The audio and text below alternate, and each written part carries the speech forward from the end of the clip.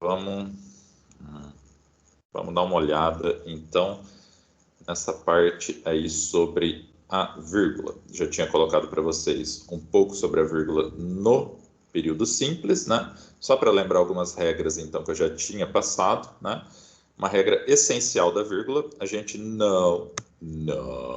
nunca separa o sujeito e o predicado com vírgula. Os dois ali estão diretos, né? Então, por exemplo, eu coloquei uma frase que a maioria das pessoas nunca pensa nas consequências de seus atos, né? Sem vírgula nenhuma. Eu não posso fazer a maioria das pessoas, vírgula, nunca pensa nas consequências de seus atos. Por quê? A maioria das pessoas é o sujeito. A partir do nunca aqui, né, nós temos o predicado que é em torno do verbo pensar, beleza? Então, quem aqui pensa em alguma coisa, então nós temos um verbo, um objeto indireto, né, que é aquele que tem uma preposição antes, né, que no caso a preposição em, um complemento nominal, porque de seus atos se refere a consequências, né, e o nunca, que é um adjunto, aqui no caso do verbo pensar, beleza? Então, nós não utilizamos a vírgula porque nós temos o sujeito e depois o predicado, tá? Cuidado com isso na redação. Se você marcar uma vírgula separando sujeito e predicado, é um erro ali meio que grave, tá? Porque é um erro meio de uma regra meio básica, tá? Uma outra, lembra que eu falei bastante para vocês na última aula do adjunto adverbial, né? Quando ele está no final da frase, sabe aquele complemento que é o termo acessório que a gente fala? Quando ele chega no final da frase, no final do período, a gente não usa vírgula para separá-lo, tá? Então, não encontramos uma boa solução para o problema. Beleza. Nós seria o sujeito, não encontramos uma boa solução para o problema, seria o predicado, né? Encontramos, que é o verbo aqui, né? Nós temos um adjunto que indica a negação aqui do verbo, o verbo encontrar. Encontramos o quê? Objeto direto, uma boa solução, tá? Para o problema, complemento nominal de solução. E aí tem um termo que é acessório, na nossa última reunião. Olha só, apaga ele aqui, ó. Tá beleza ainda, né? Não encontramos uma boa solução para o problema. A gente sabe que ele é um termo acessório, ele não é um termo essencial da oração. A gente consegue perceber o termo acessório, que ele é um termo acessório quando a gente tira ele da oração e ela continua tendo sentido, né? Tá aqui no final. Nossa senhora, o que eu fiz? Meu Deus. Tá aqui no final da oração, beleza? Na nossa última reunião. Tá, beleza. Então você fala assim: isso é um adjunto adverbial. Como tá no final, eu não vou usar a vírgula aqui para separar. Eu não posso fazer isso. Ó. Não encontramos uma boa solução para o nosso problema, vírgula, na nossa última reunião. Porque o adjunto adverbial no final do período, né, a gente não faz o uso dessa vírgula. Agora, se eu pegasse esse na nossa última reunião e jogasse aqui para o início, na nossa última reunião não encontramos uma boa solução para o problema. Vai entrar na regrinha número 3. Se o adjunto adverbial for deslocado para o início ou meio da frase, deve-se utilizar a vírgula, que é o caso que tem aqui no exemplo. Ó. Na nossa última reunião, vírgula, não encontramos uma boa solução para o problema. É exatamente, né, o exemplo que eu coloquei aqui na parte 3 para vocês. Na nossa última reunião, não encontramos uma boa solução para o problema, beleza? Uma vírgula depois de na nossa última reunião, porque ele é um adjunto adverbial, certo? E se ele vier no meio da frase, esse adjunto tem que ser separado entre vírgulas. Uma para introduzi-lo e uma depois que ele acaba. Por que isso? Porque, gente, a gente considera a oração da seguinte forma. Nós temos os termos essenciais, que são o sujeito e o predicado, né? Quais são os termos essenciais do predicado? O verbo e seus complementos, né? Então, nós temos o verbo, o objeto direto, o objeto indireto, né? o predicativo do sujeito, se for um verbo de ligação. Não precisam se preocupar em anotando tudo isso, que depois eu coloco junto um arquivozinho mostrando quais são os termos essenciais, quais são os acessórios. Eu vou falar um pouco de oração subordinada aqui. Não se preocupem que eu também vou colocar um vídeo explicando cada uma das orações subordinadas e um arquivinho falando ali sobre elas. Aqui eu vou falar mais por cima para a gente falar das vírgulas. Então, os termos essenciais, nós temos o sujeito, né? Aí independe do tipo de sujeito, né? Pode ser o sujeito simples, o sujeito composto, o sujeito indeterminado. Nós temos o caso da oração sem sujeito, né? O sujeito inexistente, o sujeito oculto ou elíptico, né? E aí nós temos o verbo e seus complementos. O complemento dos verbos, ele pode ser um objeto direto, ele pode ser um objeto indireto, né? Ele pode ser um complemento nominal, que aí ele vai complementar algum termo do objeto já, né?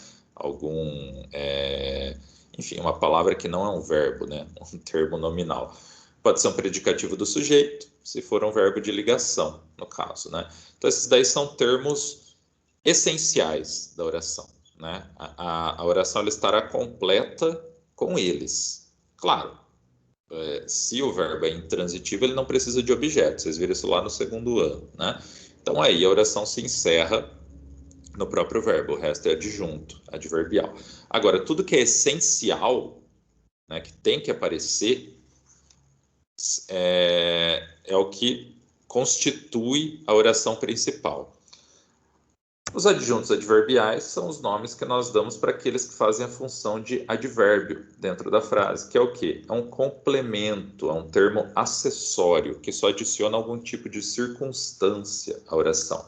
Pode ser uma circunstância de lugar, pode ser uma circunstância de modo, pode ser uma circunstância de intensidade, de tempo e etc. Né? Por exemplo, aqui na nossa última reunião, né, nós poderíamos considerar de tempo ou de lugar, né, por causa aqui do último, ou falar sobre a reunião, né, eu colocaria como tempo aqui, mas a definição aqui não importa tanto para a gente agora, certo? A questão é que um adjunto adverbial deslocado para o início ou para o meio da oração, ele é separado por vírgula. No início, uma vírgula depois dele, no meio, uma vírgula antes dele começar e uma depois. Beleza? E se o adjunto for uma palavra só? Por exemplo, fomos ao Burger King. Burger King. Não é para ir, viu? Porque estamos na pandemia. Aí vamos dizer que a Luísa fala assim: ontem fomos ao Burger King. Professor, esse ontem eu preciso separar com a vírgula, afinal ele é um adjunto adverbial, foi deslocado para o início da oração, para o início da frase.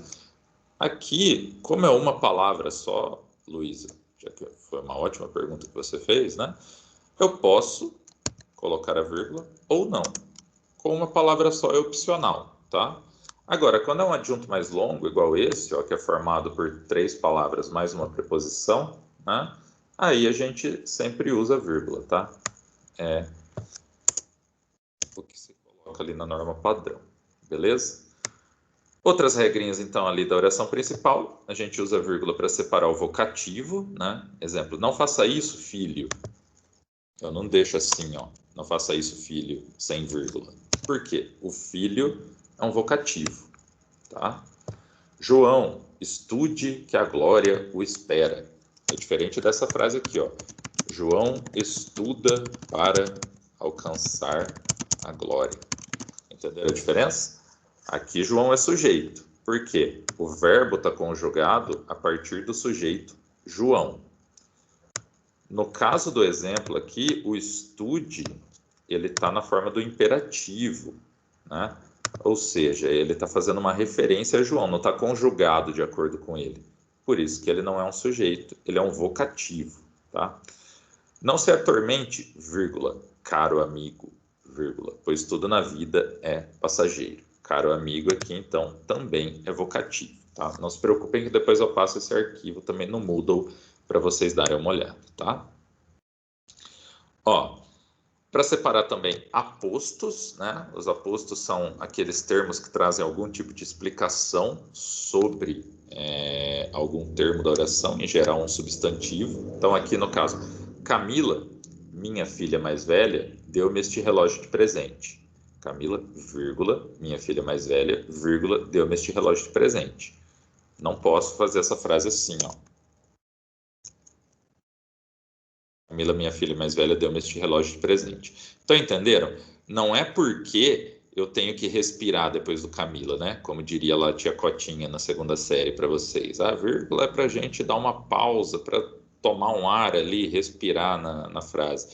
Se você precisar respirar depois de ter falado Camila, pode ser que você tenha algum problema respiratório, né? Então, a vírgula está aqui para separar os apostos. Camila, minha filha mais velha, deu-me este relógio de presente, né?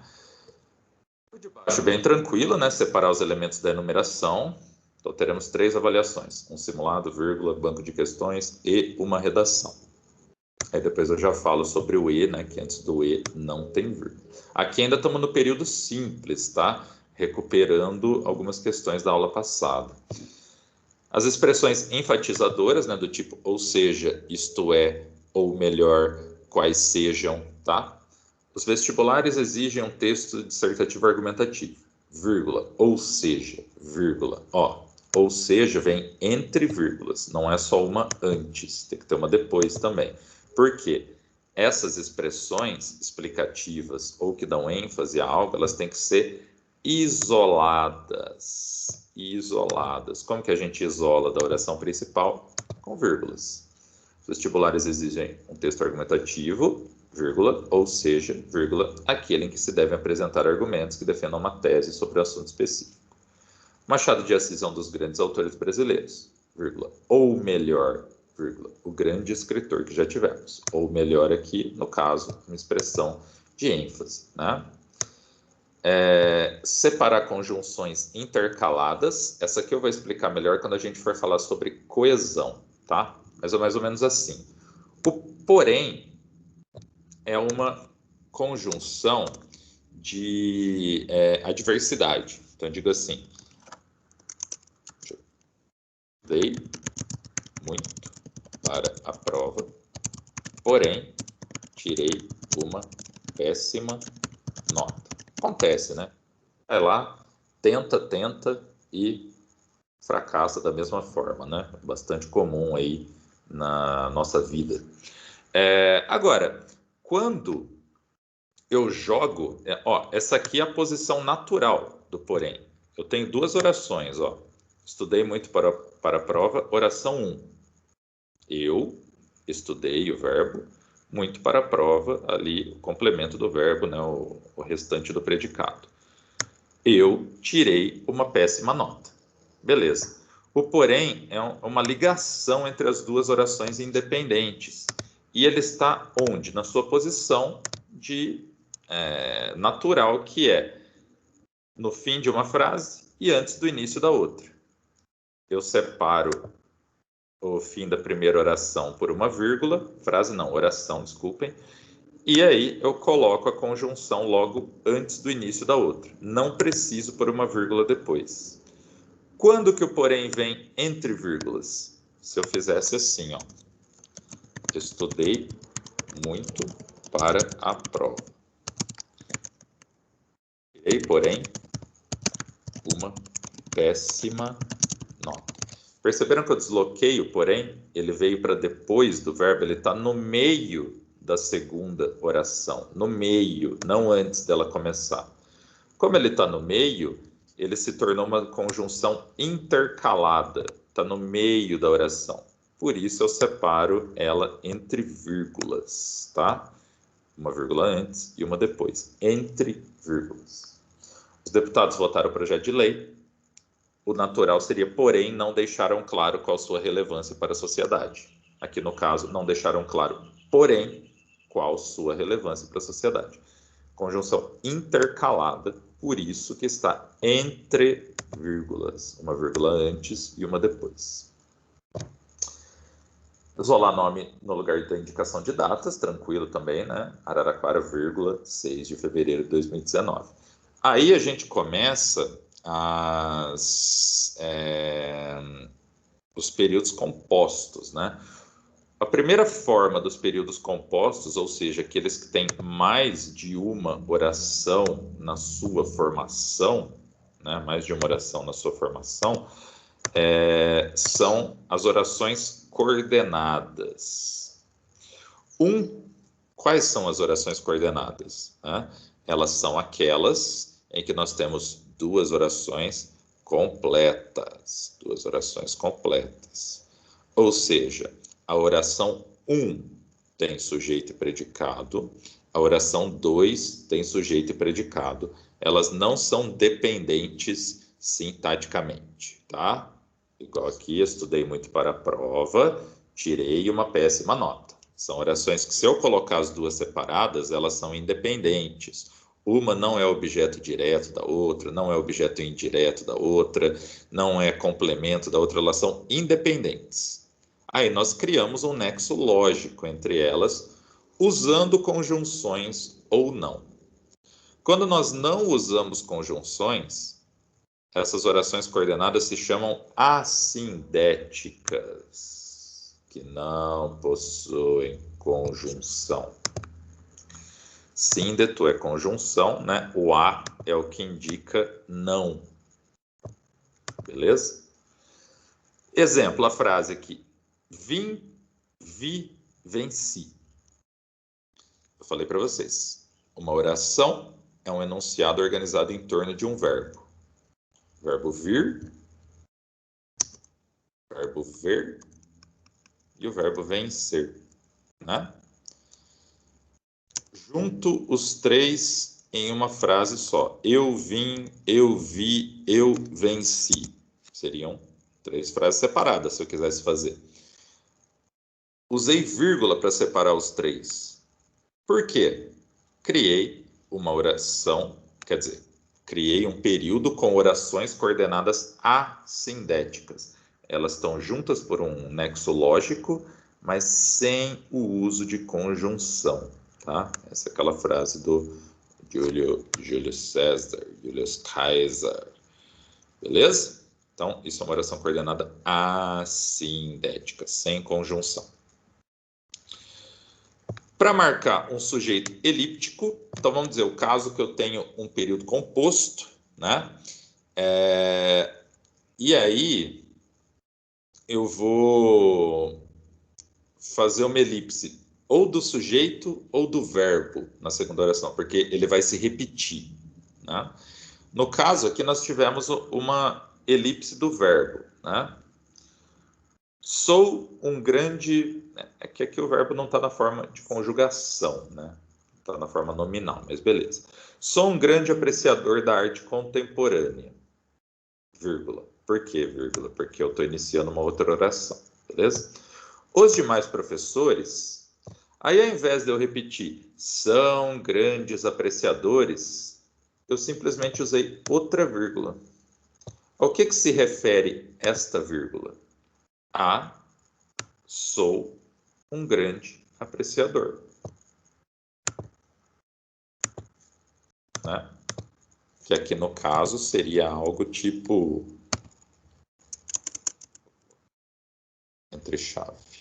São grandes apreciadores. É essa parte que ficou elíptica, tá? Os demais professores da arte renascentista.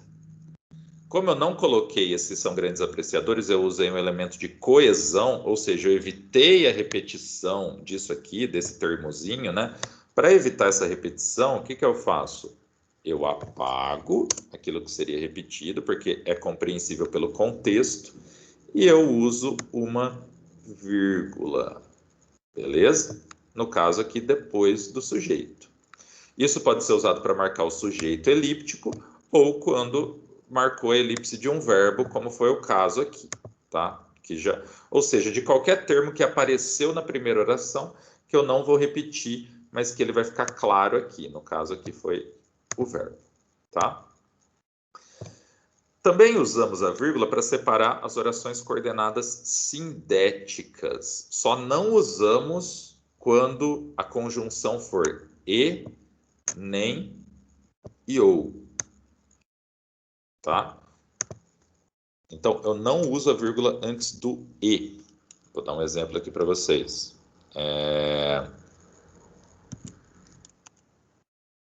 Os alunos do quarto ano não se interessaram pela aula. Vou usar o nem aqui, vai. Nem pelo texto. Pode ser que alguém ficasse tentado a dar uma olhada nesse nem aí, né? E jogar uma vírgula ali. Falar, putz, olha só, estou seguindo meu instinto. Pá, taca aqui. Não.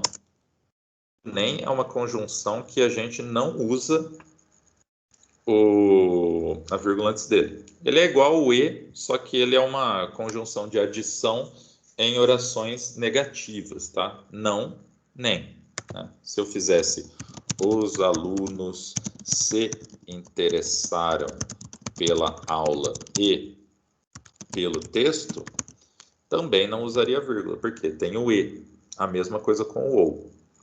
No caso de outras conjunções, como mas, porém, no entanto, portanto, né? Entre outras, depois eu passo a lista das conjunções coordenadas para vocês também no arquivinho, né? No caso das outras conjunções das coordenadas sindéticas, a gente usa a vírgula antes da conjunção, no final da primeira oração e só antes dela, não depois. Eu só uso depois da conjunção, aí você volta lá na regra 8, quando for a conjunção intercalada. Beleza? Até aí tranquilo? Depois, no final, eu abro aí para algumas dúvidas, tá? Quando tiver o e, o nem ou ou, né, que são as exceções que eu citei aqui na regra 12, você só vai usar vírgulas antes delas, e ainda assim é opcional, se mudar o sujeito da segunda oração. Na dúvida, não use, tá? Igual aqui, os políticos estão cada vez mais ricos. Beleza, os políticos, o sujeito da primeira. E seus eleitores, cada vez mais pobres. Bom, por que eu usei essa vírgula antes do e? Porque seus eleitores é um sujeito diferente, tá? Vou marcar aqui. Beleza. E aí, eu usei uma outra vírgula depois dos seus eleitores, porque é aquele caso que ficou elíptico o verbo estão, tá? Por isso que está entre vírgulas aqui, beleza? Uma é para separar o e o outro é para marcar o verbo que está elíptico. Eu poderia tirar essa vírgula de antes do e? Sim, como eu disse, nesse caso ela é opcional, por isso que eu falei, quando muda o sujeito, né? Na dúvida, não use a vírgula antes do e, tá? Se você tiver com muita dúvida ali, sentado frente a frente com a sua folha para escrever uma redação e falando, eu já não sei o que escrever ainda para me preocupar com regras, então reduza ali ao mínimo as suas preocupações, beleza? Aí nós temos o caso das orações subordinadas. Depois eu vou ter uma aula específica falando das orações subordinadas. Eu vou fazer só uma explicaçãozinha aqui para vocês. Vou virar minha lousa aqui e vou explicar uma coisa rapidinha para vocês. A oração coordenada, pessoal, oração coordenada, como eu já falei, é aquela em que as duas ou mais orações, né? As orações são sintaticamente independentes. Igual assim, ó. Luísa assiste a maravilhosa aula do professor Rafael. Aí eu vou fazer outra frase, ó. Luísa não entende nada do que assistiu. Olha só, é mentira, eu sei, mas vou usar só como exemplo, viu, Luísa? Não se sinta avexada por causa disso. Eu quero juntar essas duas frases em uma, duas orações diferentes. Eu vou coordená-las, né? Eu vou fazer um período composto por coordenação, que vai ficar assim: Luísa assiste a maravilhosa aula do professor Rafael. Bom, qual que é o sentido entre um e outro, né? Ela assiste e aí ela não entende nada. É um sentido de adversidade, de oposição entre uma coisa e outra, né? Tipo, apesar dela ter assistido, ela não entendeu. Ela assistiu, mas não entende nada. Aí eu posso pôr do que assistiu ou não. Vamos deixar para evitar toda repetição, né? Tá, esse não entende nada, o que está subentendido que é essa oração aqui? Luísa não entende nada do que assistiu na aula, na maravilhosa aula do professor Rafael. Eu evitei as repetições. Isso aqui se chama coesão. A oração, eu fazer orações coordenadas é uma forma de eu criar coesão, de eu não ficar criando frases diferentes e repetindo ideias o tempo todo. Olha só, elas são orações independentes, né? Luísa, sujeito, assistir é um verbo, né?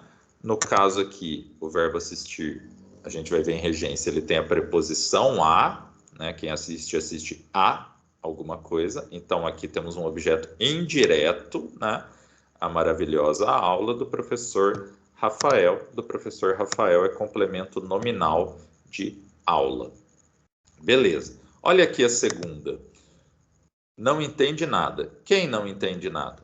Luísa. Temos o sujeito e temos aqui o seu complemento, né? No caso aqui, um objeto direto, né? Beleza? Beleza. Tranquilo, eu, né? Quer dizer, objeto direto não, o verbo entender aqui ele está como intransitivo, né? Mas enfim, temos o verbo aqui como um complemento, temos sujeito e predicado. Beleza? Beleza, tranquilo. Isso é uma oração coordenada. As duas orações têm sujeito e predicado, sujeito, o verbo e seus complementos. Agora, o que é uma oração subordinada? Eita. São orações com dependência sintática. É isso. Ó, eu vou colocar aqui um exemplo para vocês. Luísa... Não, já estou pegando muito no pé da Luísa. Vamos colocar aqui. Tacãozinha gosta de chiclete. Isso aqui é uma oração simples, né?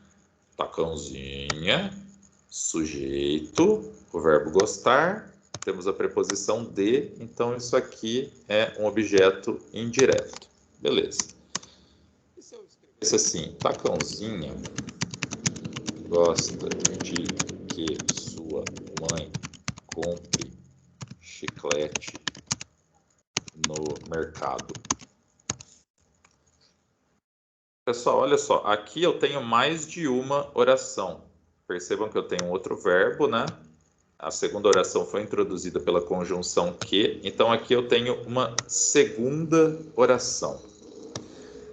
Essa segunda oração, ela realiza nessa frase a mesma função que o de chiclete realiza na anterior, que é de objeto indireto.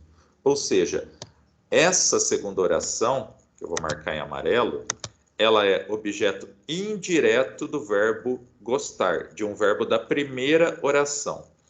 Quando uma segunda oração ela realiza uma função sintática, no caso aqui é de objeto indireto, né, de um verbo da outra oração, isso é só uma função sintática. Depois eu vou colocar o arquivo aqui, o vídeo, vocês vão ver as outras. Quando ela realiza uma função sintática em relação a outra oração, isso é o que nós chamamos de oração subordinada. Ela se subordina à oração principal, né? Ela realiza alguma função sintática dentro daquela oração, tá? Então a gente vai ter um videozinho a mais para fazer uma explicação dessas orações subordinadas. A explicação vai ser importante porque nós temos o uso de vírgulas em 3 casos nas orações subordinadas.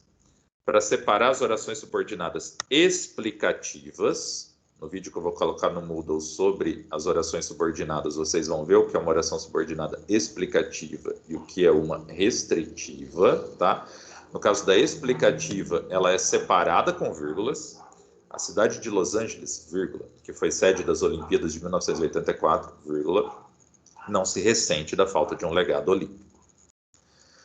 Nós também usamos vírgula para separar as orações subordinadas adverbiais, que é quando o adjunto adverbial ele é transformado em uma oração, tá?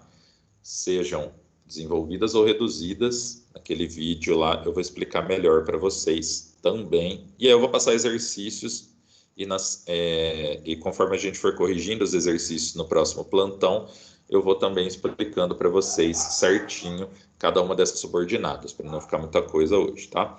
Então, quando a oração subordinada adverbial vier antes da principal, igual o adjunto adverbial. Se ele vem no fim, ele não é separado por vírgula. Se ele vem antes, eu uso a vírgula.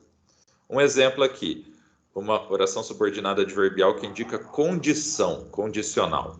Se todas as pessoas não se unirem e fizerem sua parte, vírgula, será difícil reverter a marcha das mudanças climáticas. E se essa frase for assim, ó, será difícil reverter a marcha das mudanças climáticas se todas as pessoas não se unirem e fizerem sua parte.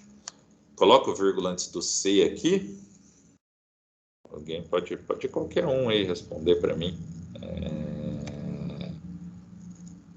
Vamos ver aí a Amanda Anselmo, pode responder para mim. Você acha que nesse caso vai ter vírgula aí antes do C? Nesse caso que eu escrevi aí, Amanda? Fala para mim.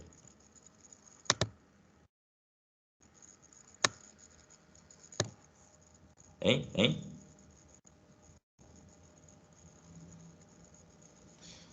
Amanda Anselmo não me respondeu. Talvez ela tenha deixado a aula ligada e foi dar um rolê.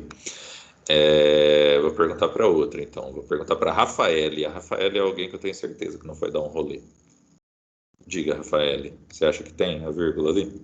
Ah, professor, acho que não. Isso, Rafaele, eu também acho que não. Por quê? Porque nesse caso, a oração adverbial ela veio no fim, né? Então, só se ela estiver deslocada para o começo, que a gente separa ela com vírgula, beleza? Professor, quero saber todos os tipos de orações subordinadas adverbiais. Depois eu vou colocar o outro vídeo e vocês dão uma olhada. Ah, mas vai ter muita coisa essa semana. Que aí essa semana acabou ficando um pouquinho maior, né? Outro exemplo, né? Aqui é o que a gente chama de subordinada adverbial reduzida, né? Se houver união, havendo união, vírgula, será possível conseguir a mudança que desejamos ver. Olha só, ainda uma frase aqui para levantar a autoestima de vocês, quase uma frase de coach, né? No meu trabalho de coach. E um outro caso em que a oração subordinada vai ser separada por vírgula é quando a substantiva, que são aquelas que vão realizar a função ou de objeto direto, indireto, de sujeito, complemento nominal, aposto ou predicativo do sujeito, quando ela vier antes da principal. Ainda não sei quando me formarei, né? Ainda não sei o que, quando vou me formar. Então, quando vou me formar é o objeto direto. Quando me formarei, ainda não sei, né? Separei por vírgula. Essa é uma construção meio estranha, professor. Sim, por isso que essa regra 18 vai aparecer muito pouco ali para vocês, que eu imagino que vocês não vão ficar tentando inventar muito ali na hora de escrever as frases, a não ser que vocês vão escrever, sei lá, poemas, né? E aí, por último, para separar orações intercaladas, que a gente pode considerar um pouco dentro daquela... fica meio que parecendo aquele termo de ênfase ou de explicação. Ficou doente, vírgula, creio eu, vírgula, por conta da chuva de ontem. É aquela mesma ideia de sempre, pessoal. Fugiu da oração principal, né? No caso, é uma outra oração, né? Fugindo da oração principal, isola entre vírgulas. Beleza? Essas daí são as regrinhas principais do uso da vírgula.